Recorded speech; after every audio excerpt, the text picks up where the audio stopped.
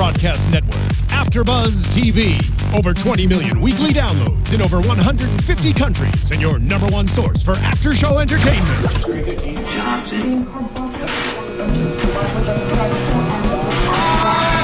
AFTERBUZZ TV, the destination for TV superfans. Producing aftershows for over 300 of your favorite TV shows. Interviewing celebrities and showrunners. And bringing you behind-the-scenes exclusives. All thanks to E! Entertainment's Maria Menounos, producer Kevin Undergaro, and internet leader Akamai. Now, let the buzz begin! Oh. Brings me back. I wish y'all could do the jump right now. Yeah, I really wish so. Hey guys. Wouldn't end well. Welcome to another Undateable after show. This is season 2, episode 6. Had to check your notes. Thank you for that, John. I really appreciate it. A sibling rivalry walks into the bar. I'm your host, Sam Davidson. We have two very special guests with me tonight. They are writers on Undateable. Do you guys want to introduce yourselves? Sure. My name is Allison Bosma. And my name is Jon DeWalt. And of course, my very beautiful and hilarious, lovely co-host here with me. Stop it. Hannah Prichard, you guys. Well, thank you guys for tuning in. This has been an amazing season thus far. Yeah, Thank you. We're still going. Yeah. Okay. Music's slowly fading. Yeah, slowly fading. Oh, I thought it was going to be on the whole interview. That would be awesome. That would be extremely distracting for me. Can you? Is this too much? Am I too close to the microphone? Is this bad? You know what? I think it's actually working. Okay, great. I'll just do this the whole time. It's pretty gross. It gives you control the entire time. Oh, is it gross? Yeah. You sound like a professional. Yeah. Well, not only are you guys writers in the show, but you are also married. And the stars of the show. No, just married. But apparently your families are stars of the show now. Yes. Yes. John's parents were extras this evening. My mom and my stepdad, Gary, shout out to Gare, did extra work on tonight's. I'm going to switch cameras constantly. Did it on tonight's episode, and they were in the bar behind Chris D'Elia, and they were just pretending not to talk. They were doing a lot of this. They were like pretending to read a magazine. My mom was like, I don't know what to do. What do I do in the scene? Because I'm like, you can't make a sound. So I gave her a fake magazine to read, and she was just doing a lot of this. She was very good at not moving, actually. Wait, a fake magazine? Yeah, it's like from okay. magazine. I guess it's a okay. I'm an idiot, everybody. Jump on me. I'm dumb. It's literally a real magazine, but I meant like it's like from 5 years ago. Okay. I was going to say, I'd like to see one of these fake magazines. Magazine exists. Know what they're writing about. That would be kind of creepy. It's like Pleasantville-esque. Yeah. I'd be interested to see what a fake magazine looks like. Anyways, we're going to recap the show, but also kind of get to know these two lovely people because I really like their story and it's very interesting. This episode is very Leslie heavy, you know, which I like because we don't get to know her all that much throughout the rest of the episodes. Yeah. And she needs a date to like a work thing that she's doing. And we know Bursky loves her a lot. I love hearing the pitch back from other people because it's good. Like we work on it we're in the room pitching it and thinking of ideas for like hours and hours. It's nice to hear somebody else be like, and Bursky loves Leslie, and then she needs a date for the job. You're doing a great job. Yeah, you're like, great. Yeah, it all checks out. It's coming through. It's coming through. It's a good episode. I love it. I'm really glad I'm making you guys happy. You know, you guys are, you're good at what you do. It's doing very well. Like I mean, the show is climbing in the ratings, but people love it. People that watch it love it. Anyways, Danny and Justin both offer to take her. She just wants a man in a suit. So Bursky goes to find a suit. That's right. Which is pretty dang hilarious. And as Rick Glassman, who plays Bursky, and I like to say, comedy ensues. Yes. Okay, you guys? He's got to go get a suit, and comedy ensues. I like that. Why are you turning red? Am I embarrassing you already? I'm not turning red at all. This is nothing. Now you're embarrassing her now that you pointed out that you think she's turning red. Well, I also pointed out that you looked at your notes earlier, so I guess I'm a horrible guest. I cannot. Please don't point out anything. Oh, he will. I hope you do. It's He's only a fair. horrible person. So You have like really good taste in men. I know, right? I feel like I'm getting ganged up on by 3 gals here with a bumblebee microphone in front of me. So that's what you get when you pick on us. But one quick thing, not gonna lie, I did stalk your guys' wedding photos last year, and they were absolutely stunning. So I'm a big weirdo, and you're welcome. Thank you. They were taken for free, so I appreciate that. That's awesome. Wow, that's insane. Wow, they were amazing. Okay, so I helped in none of the planning, sadly. That was all Allison. That is shocking. Sorry. I tried to help, and she didn't want my help. You were just like in the zone. It's my second marriage, so She knew what to do. She knew what to do. She had a bag of tricks to pull from. Your second marriage, you look like you're like 20 years old. Well, I appreciate that. I am not 20. I married once before. I think Mike and Lucy might have mentioned that. Did you forget his name? I did. I was going to say Chris, but no one calls him Chris. That's a romantic story. Yeah. Yes. Okay, so let's talk about Justin and Leslie for a moment. Do you think that Justin is like taking on the other brother figure to Leslie that, you know, Danny might not be able to really be? I think that's kind of what he's trying to do when he says he'll take her to the party. Yeah, definitely. Oh, definitely. It's just like, you know, Danny's not the kind of guy who's going to be there for the emotional stuff and like the caring stuff, and he's that's just not what he does, and that's exactly what Justin does. So it felt like the conflict was pretty natural and pretty right there for those 2 guys to get into it. And Chris, Danny doesn't really get bothered by it until he's called out on it, and then he realizes it, and then he has to go fix it and stuff. So yeah, definitely Justin's much more brotherly as a person, I think, as a character. Mm-hmm. Yeah, definitely. I mean, at first I was like, oh no, is he trying to get with Leslie? I thought the same thing. But thank goodness that's not the case. It's not the case, right? It's not Great. You wouldn't be down for that. Well, what about Justin and Candace? Can you guys give us any, you know, are they just like really similar, or are they perfect together? We thought it would be cool. I mean, first of all, when Bridget Mendler said that she would do the show, that's sort of when we dove in creating Candace. But like, a female Justin is such a funny idea. And giving him somebody to be, because him and Danny are opposites, and that's what drives the show. But then to give him somebody that is the same, is added such a. You mentioned that this season is doing really well. It gives the show such a different layer and such a different look, and she can pull out different things in Danny and different things in Justin, and I think she's been my favorite part of the year, from year 1 to year 2, easily, for sure. I feel like she brings like a brighter element to the show. She does, yeah. That's what they were looking for, too. Someone who, you know, not like you see a lot of female characters on TV that are like jaded and, you know, sort of negative and about men especially, and she has this like optimism that is like very bright and sunshiny, and I think that's what the show needs. Jaded about men like you were after your divorce. Yeah, right? That's true. You changed everything for her. On the car ride over, she's like, don't talk about the divorce on the interview. And then I bring it up. And she brings it up like an idiot. Can you imagine? You imagine my surprise? And now we're talking about my divorced wife, damaged goods. All right. Whatever. Oh my God. I want to be in your might car ride on home. this show.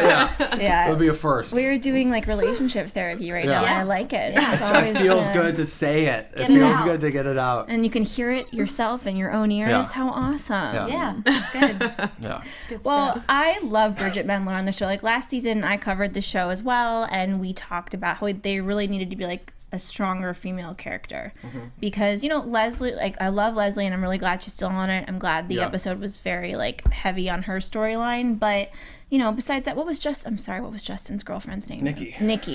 Nikki became a little bit unlikable. Oh, really? Interesting. I felt that she did. This is what it's all about. Hit us with those opinions. We love to hear it. Let's get into it today. Constructive criticism. Let's not gloss over stuff. Let's dive right into that stuff. Well, I mean, in a way, that's how you want, because she had to leave the show for whatever reason. So you guys had to make a reason for her to leave the show, but there needed to be a female on the show that was positive and just happy. And it's just funny because Bridget Mendler is a Disney star, and you know, and even tonight they referenced that because she didn't know what putting baby in the corner corner was. And she's like, who put a baby in the corner? I love that joke. Stop playing that song or whatever she said. Yeah. And it's just funny because that is kind of like representative of her character, that she is younger. They've mentioned it several times, and she's just naive. And I'm really glad Danny is not taking advantage of her. That's all I have to say. Yeah. Yeah, that was, we steered clear of that immediately. It was like there was no shot of... Yeah, absolutely. Danny. And it becomes like, it's so nice, like in the second episode of the year where she's dating that jerk Trent.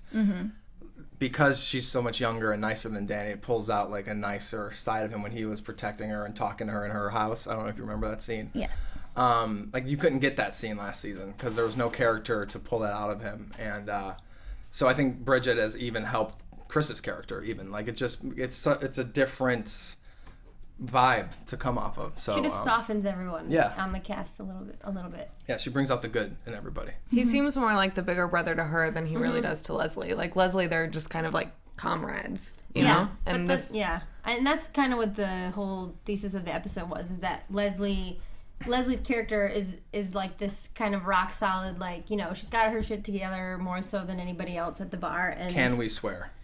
Oh yeah. Yes. Oops. Do you have to beep it? Oh, I didn't even notice. I'm like so used to that word. I'm calling everyone out today. I think just no F word and we're good. All right. Right. Yeah. I'll keep a lid on it. You should hear her at home. Oh my gosh. Leslie has her stuff F together. this, S this, T this, R this. I'm the worst.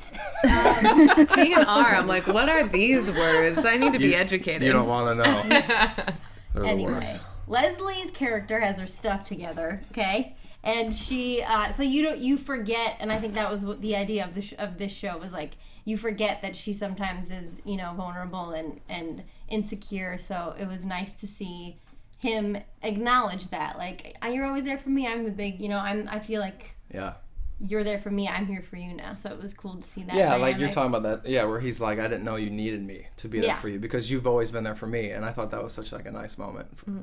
Yeah. So when you all write, then do you bring more of the like female aspect into the writing? I feel like you were talking kind of for Leslie just now, so I'm like, yeah, I was going to ask you that. Are there any other female writers on the staff besides you? There's 3 other females. We have a good female voice of the show, and naturally, we write, you know, more in the female voice because we're girls. So, yeah, but it's. But yeah, everybody writes for everybody. And I think that you have a good vibe on Bridget's character because you're also so sweet and so nice and so honest, and she's sort of like. Now he says something nice. There's a sweet moment. He's trying to save his ass. Your ex-husband would never say that, by the way. He would though. Jekyll and Hyde over here. But she's more or less the Candace of our writers' room, I guess, sort of in a way, which is kind of cool. Were there that many female writers last season, or because I know you just came on this season, right, Allison? Yeah. Yeah, last year I want to say there were 2. Okay, well that makes sense because she would make 3. Heather and Jackie. Is that it? Yeah, last year was Heather and Jackie, and this year is Heather, Allison, Amy, and Laura. Oh, and then Laura came on in the second half of last year. Laura was added. I knew there was one more. At the second, she was in the second half of the season. She came on. So being in the writer's room, how many writers exactly are there? And is there just one writer's assistant, or how do you guys break it down on this show? There's 14 people in the room usually, right? With the 2 showrunners. One writer's assistant and 1 script coordinator. Yeah, but that's sort of the same thing. The script coordinator is just a higher ranking writer assistant. So we have 2 assistants, a PA, and all the writers. Well, you used to be one of them, didn't you, John? Yeah, and I was not a good one. And that's why you got Infamously promoted. terrible. Yeah, I tried to get good jokes to the boss and then also be the worst at the assistant part of the job so that he would have to promote me, and it worked. So that's what He was that on purpose. That's a really interesting way to go about it. That's what I recommend to everybody out there. So just be the worst possible. He was the worst for sure. Yeah. That makes a lot of sense now. Yeah. It was weird. You know, everybody has a different story, and mine is very weird. Like, it's so cool. Like, Bill met me, Brent, and Rick at the same time. We were doing stand-up at the Improv, and he saw our show because he liked Brent. And he happened to meet all of us and like all of us. And then Adam came out and saw me perform, and the staff was set, and I wasn't on it. I didn't have good enough scripts yet at the time. But they knew that I knew the guys and I knew their voice. So like they brought me in as a writer's assistant, it was sort of like a training year for me. Like I got to learn about the writer's room and about how TV works, and then in turn at least that's what they told me at the top of the season, was like, you know, he knows Rick, he knows Brent, he knows what Crystalia can do. And so I kind of had an unfair, like a real writer's assistant works a lot harder than I did, and the job's a lot harder than what I did. I was just sort of like in training camp, more or less, and that's thanks to Bill and Adam giving me a break and giving me my first break and stuff. So then the next season they were like, you need to be part of the team or we can't do this. So then that's actually the sole reason we got married. Yeah. So we would get a writing job. Yeah, to get her in the business. So did you guys have to like sign an agreement before you got married that like you would be on whatever writing team he was on whatever show? I think that would have been very smart of you. Yeah, perhaps. It's in our prenup. Yeah. Mm-hmm. We have a prenup for our assets, which are considerable. And since I come from the DeWalt tool fortune, and I don't see why that's a joke. It's not a joke. It's quite a fortune. I know. It sounds like such a tooly thing to say. No pun intended. This shirt is a good one, by the way. This shirt is tailored, and these are Ray-Bans, so you figure it out. You know what I mean? Wow. Rich family. Thank you so much. You're welcome. So prenup to block her from that in case we get a divorce. She can't get any of She can't have your Ray-Bans. None of the tool money. I bought him those Ray-Bans. Yeah, this was a Valentine's Day present. So. Wow. Well, you can take it. You should take it. Yeah. But you know what? You guys are actually really cute together. Oh, thank you. Yeah, no. Okay. Let's talk. Do you want to tell them the story of how we met? No, you. Please. Let's tell it. We have the same Leatherman. And what is a Leatherman? You guys don't know what a Leatherman is? Who fixes leather purses, leather shoes. Yeah, like if you have a purse or a shoe or like a bag and you need to get it fixed or cleaned or sized. Well, then you two are soulmates, because who actually goes to a Leatherman? That's no one. No, well, everybody in the DeWalt family does. Maybe that's more of a tool fortune thing, but I was there and I was picking out my boots. I went through a boot phase. Soulmates, get it? There it is. That's two. Oh, yeah. That's two right there. I'm keeping score. That's two. Thanks, I appreciate that. She was in there. We started talking. Turns out she did improv. I did stand up, and we started just chatting, and away we went, as it goes. Away we went. Away we went. As they say, comedy ensued. Comedy ensued. So, Allison, what's your background? So you did improv, sketch comedy. I've heard. Yes. Yeah, I did. I started at Second City in Chicago. Was doing shows there for a while, and then came out here and did shows at IO and Second City and UCB and. That's pretty much it. And then I stopped doing that and I started focusing on writing and kind of realized I enjoyed that a lot more. So I just focused on that. Yeah. And we wrote 2 pilots together and then away we went. And then comedy ensued. You guys need to have a show called And Comedy Ensued. Is that one of the name of your pilots? Because it should be. No, I think it's a horrible name for a show, in all honesty. Just joking, America. That's not the name, though, to answer your question. No. Well. It's a good idea. I'll definitely consider that. Well, you know what? I'm going to take it then. It's fine. Yeah, when I meet my future husband, because that's my dream, to meet a writing partner / producing partner and not have to worry about. We're very lucky. It's a good setup. Yeah. Mm-hmm. Yeah. No complaints on this end. No, this end either. Great. No complaints. Great. Well, Jon, tonight you named a character after your father. Yeah. Yeah, it wasn't on the, it didn't get said out loud, it got cut, but the tailor who tailors Bursky's suit is the old man from Shelley's retirement home is Mr. DeWalt, who dies. I thought it would be funny if my dad was a character on TV and then died. So I called my dad and told him that he was dying on an episode of Undateable, and he loves it. He thought it was the coolest thing. And then the tailor shop they go to is called Covered Bridge Tailor Shop, and that's my dad's company is Covered Bridge Studios in the south suburbs of Illinois. So just shouting out all over the place. Yeah, plugging it in everywhere. He loves shouting out. I love shouting. Yeah, you love shouting. I love that. And I know that, I was next door neighbors with Rick Glassman growing up. Just going to throw it out there. Rick, respond to my Facebook message, by the way, buddy. Oh, Rick, has he not responded? No, and he's seen it twice, and we, I've known him since I was 11 years old. Do you want me to call him on speakerphone right now? Oh, please do it. Absolutely. Let's do that. Let's do it. Yeah, you know what? If I get signal in here, we'll see. I'm ready, but me and his mom talk a lot on Facebook. Oh, Debbie. Oh, she's out of control, and I know she really is I love you, Deb, if you're watching, but yes, I love this so much.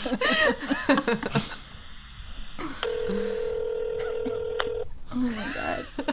He might swear, by the way, and I'm not responsible. Great. I'm not taking any responsibility Probably for that. having sex with his girlfriend. It's okay. I think she left today for a different country. We can leave For a funny different voicemail. country. Well, then maybe he'll respond now. Maybe. Jesus. I'm being personally offended at the length of time it's taking for him to answer his best friend's phone call. Oh. No, voicemail for sure. Hello? The answer? Hello? Rick. Hello, Rick. Well, hello, Better Rick. luck next time. Hey. Oh, no, lost the signal, you guys. Dang It would it. have been funny. You could imagine. I really wish Sorry that would for have wasting your happened time. because That was great. You know, no. Today he read my message again, and How do you then know he read your message? You can see on Facebook when someone reads your message. Oh, no. Yeah, so I'm just gonna keep on saying it. And he was talking about him watching his girlfriend like walk around naked, and at the same time when he was reading my message. So I understand why he didn't respond. So it's okay, I guess, Rick. I guess in real life, he's pretty dateable. Yeah. Oh. I apologize for wasting your time with the phone call bit and then doing that horrible pun joke. So. God, that would have been so awesome. I actually would have laughed so hard, and so would have my mom and Debbie. Debbie would have been happy about that one. So. I'm hoping he calls back. You grew up right next door to him. Yes, I did. And he was 6 years older than me, so you know, when you're young, that's like a freaking whole way older than you. But Sure. Yeah. I always used to watch him playing basketball. Was it good? You know, he looked good to me from my window. Looked good, I noticed. You Yeah. said. My mom used to say when I was younger, he used to make some creepy comments about me, which I'm very flattered by. So, yeah. Wow. Yeah. We're going to have to find out. It's a lot of of information. I know. It is. Sorry. Apologies. Okay, so Moving on. Let's get into Danny, which Yeah. he's not, you know, a super huge plotline this episode, which is kind of refreshing. Not that we don't love him, but it's nice to see other people shine. Sure. Even though I loved all of his 20-second Yeah. forgetting people were in the room. I kind of want to see that continue on in other episodes. Yeah. And I loved his fake love making. I Yeah. just want to throw that out there. That was really good. That bit live went on for like a good minute and a half. Yeah. It was crazy. And it's the second time we've tried it. So we did it. Oh, really? We did it in the wedding episode with the wedding engagement party, where Bursky and Leslie are dancing, and we've already established that Danny loves himself and is the perfect man for himself. So he comes out and is dancing with himself next to them, and then ends up just making out with himself on the table. And it obviously had to get cut for time, but our showrunner Bill and Adam loved it so much they wanted to let him do it again. And on this night, he did it for a good 2 or 3 minutes, just tongue and everything and doing all the moves and stuff. It was pretty impressive, actually. Yeah, that was was. pretty impressive. I actually even liked the calling out of the difference between the swipes. I was like, oh, you know, that's true, actually. Yeah. I think that's right. Well, I think the swipes were written by Craig Doyle, who actually wrote the episode, and it's always super impressive. I want to shout out a joke, because we're all production week, we're rewriting the script every day, and there's rehearsals every day and run-throughs every day and rewriting every day after every run-through. So if a joke makes it from the original first version all the way to television, it's a really big victory. And Craig had like 2 or 3 jokes do that, including the swiping, and including when Justin is talking about his big brother, little brother experience, and goes, he was executed by the state. That's an One of my favorite all-time jokes of the year. Hall of Fame joke. It actually, there was more to it. It was he was executed by the state for driving a snowcat through a Panda Express, and they cut the second half. But I died every time that was read. It was so funny. yeah, when we were watching it, you were like, oh, they cut that. And I was like, wait, what? I don't even know if he said it. That if they ended up, I don't think the laugh was so big. Yeah, the laugh at he was executed Unexpected to You by the State was so big that they cut the second half, but man, that made me laugh. It's so great. So I mean, there's a live audience there every week, and so you guys like kind of, or the producers or whomever, decide what they're going to cut based on how many laughs the live audience gets.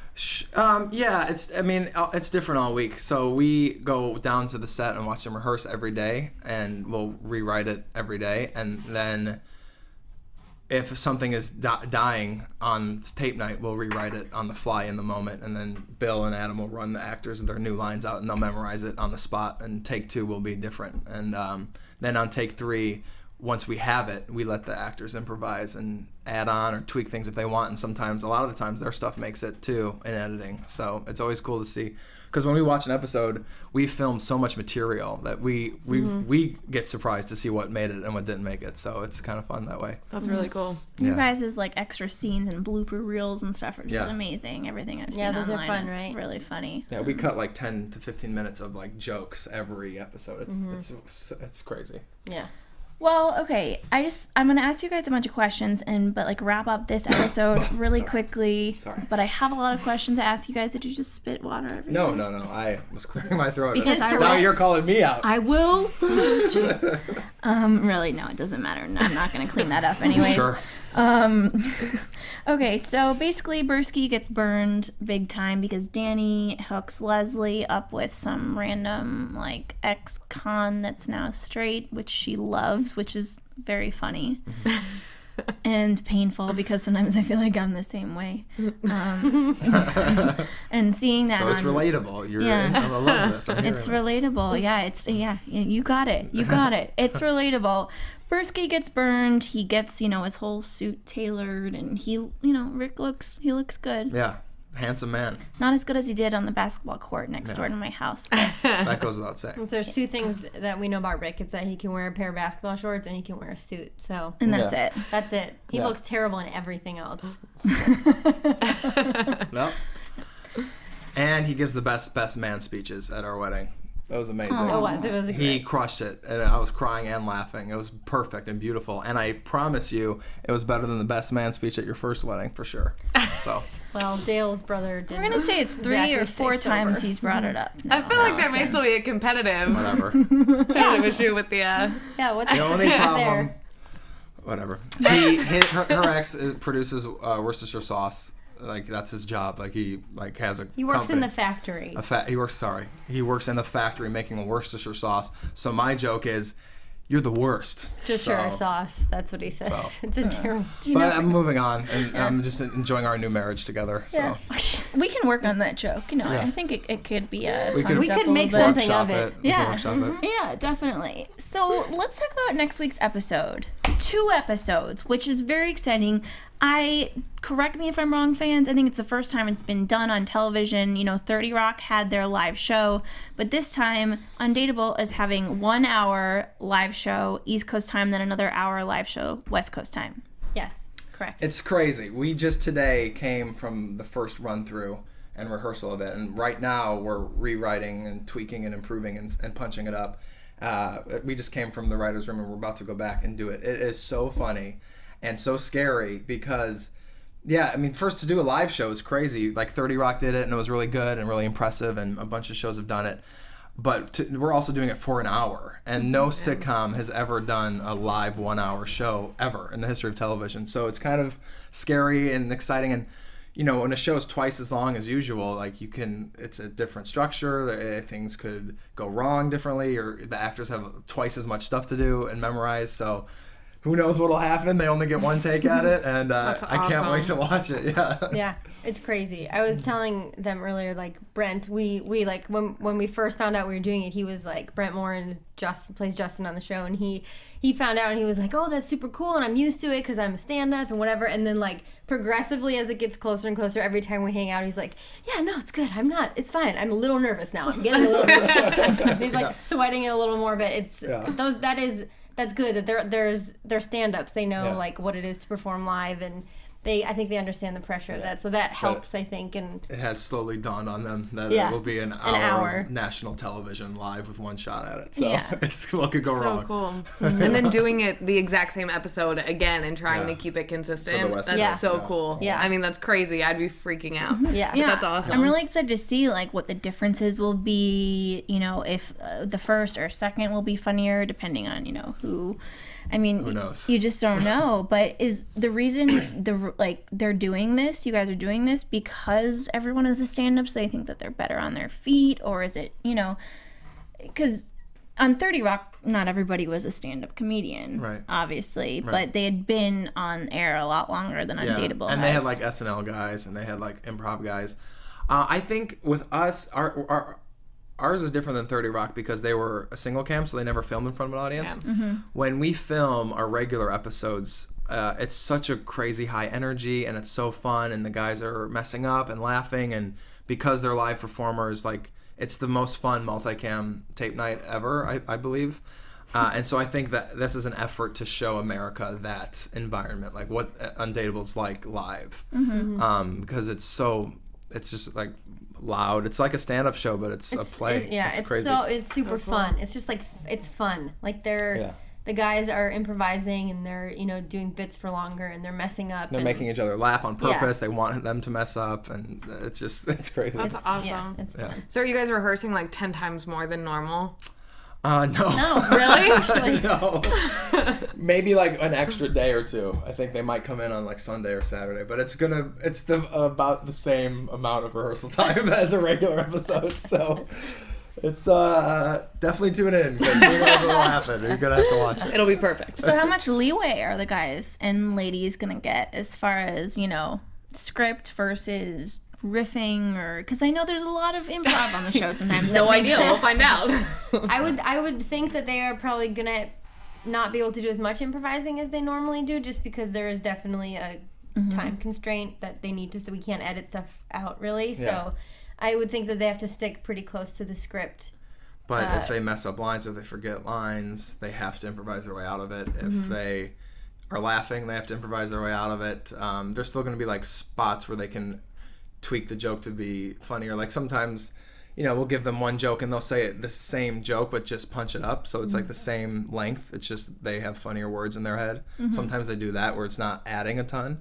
They'll probably be doing a lot of that, I imagine. But will it piss you off if they do that? No, we love it. We think it's great. It's so unique. I mean, there's not many shows let actors do that. Like I know of great improvisers who are on long-running successful TV shows who are like some of the best improv actors in the world, and their writers and bosses don't let them do anything. Like it has to be to the comma, to the period, exactly the line. So I think it's a cool idea by Bill. Bill created the show with Adam because he wanted to bring stand-ups back to multicam, and he wanted to use their live energy as an asset and let them go, and I think it's to his credit. It's really fun. He definitely pleases the writers and the actors in that he'll make the actors do one take that is in the script, like read the line in the script, and then after that he'll let them riff on or whatever, improvise whatever they want to do. So there's we have takes of both, which is nice. Yeah, but this time you don't know what's gonna happen. Nope. I think that's great. It's like theater. I think it's awesome. It'll be cool to watch that. Are there going to be two different audiences for East and West Coast? We're bringing in a different audience, So that'll be cool to see how, really cool. you know, two different audiences feel about it. Yeah. All right, well, that is all the time we have for tonight, guys. Our lovely Allison and Jon, where can we find you on the internet? Oh, I'm not really on. I'm on Facebook and Instagram, but I don't do Twitter. I should start. I tried doing it and it didn't go well. Okay, so if you want to talk to Allison, you can just talk to Jon. Jon. Yeah, I'm at Jon DeWalt on Twitter. No H, and DeWalt spelled just like the tool company because of my rich family. Sorry, that was loud. I'm so sorry. What tools of tool making? Yeah. Gotcha there. You got me. You might get me all night in all honesty. Hey, you started it. Sure. All right, Hannah, where can we find you? You all can find me on Instagram and Twitter at the Hotshot Dude. Oh, yeah. Nice. She's very special, this one over here. And don't forget to follow AfterBuzz TV at AfterBuzz TV on Twitter, Instagram, Facebook, YouTube, SoundCloud, basically everything you could possibly do. And me, Sam Davidson, at samdavidsonentertainment.com, and on Twitter and Instagram at SamD43. We will see you guys next week. From executive producers Maria Menounos, Kevin Undergaro, Phil Svitek, and the entire AfterBuzz TV staff, we would like to thank you for listening to the AfterBuzz TV network. To watch or listen to other after shows and post comments or questions, be sure to visit AfterBuzzTV.com.